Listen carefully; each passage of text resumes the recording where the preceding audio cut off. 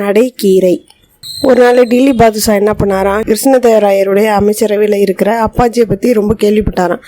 அவர் ரொம்ப சமயோஜிதமாக யோசித்து நல்லா முடிவெல்லாம் சொல்கிறாரு, அவரால் அந்த நாட்டுக்கே பெருமையாக இருக்குது அப்படின்னோடனே பாதுஷாவுக்கு கோபம் வந்துருச்சு. சரி, நம்ம அவர்கிட்ட ஒரு கேள்வியெல்லாம் கேட்கணும், அதுக்கு அவர் என்ன பதில் சொல்கிறாரு அப்படிங்கிறதுக்காக அவர் என்ன பண்ணாராம், ஒரு கடிதம் எழுதினாராம்.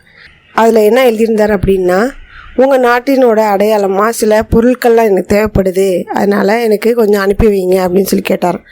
என்னென்ன பொருள் அப்படின்னா, நடைக்கீரை 1, 2 குடப்பூசணிக்காய், 3 குழிக்கிணறு அப்படின்னு சொல்லி அனுப்பியிருந்தாராம்.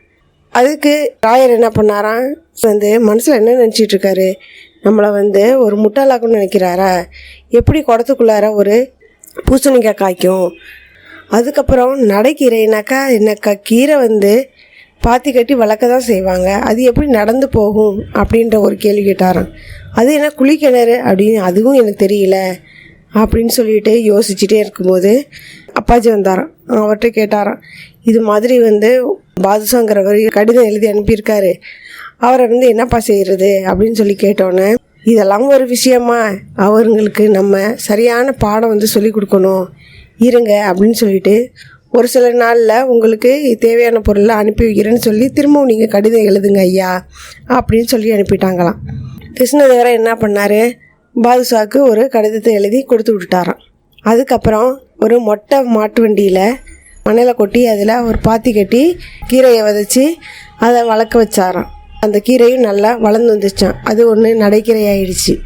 அடுத்தது ஒரு பூசணிக்காய் செடியிலேருந்து சின்ன பூசணிக்காய் வளர்ந்துருந்துதான், அதை எடுத்து குடத்துக்குள்ளார வச்சு அதை பக்குவமாக வளர்த்தாங்களாம். வளர்த்தோன்னே அந்த பூசணிக்காய் கொஞ்சம் பெருசாகிடுச்சான். அதை 2ஐயும் கொடுத்து விட்றாங்களாம்.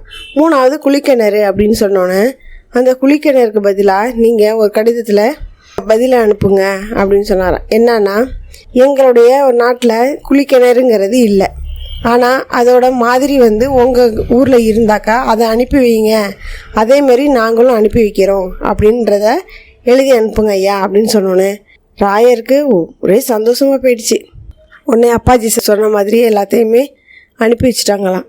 அனுப்பி வச்சோடனே டில்லி பாதுஷாவை என்ன பண்ணாராம், பார்த்துட்டு, ஆஹா, இப்படி ஒரு சமயோஜ புத்தி இருந்தனால தான் அந்த நாடு இன்னும் செழிப்பாக இருக்குது, அந்த மாதிரி அறிவாளியை அவர் கிருஷ்ணதேவராயர் தன்னோட அரண்மனையில் வச்சுருக்கிறதுனால தான் அந்த நாட்டுக்கே பெருமையாக இருக்குது, இதை நான் நல்லா உணர்ந்துட்டேன் அப்படின்னு சொல்லி ரொம்ப சந்தோஷப்பட்டாராம்.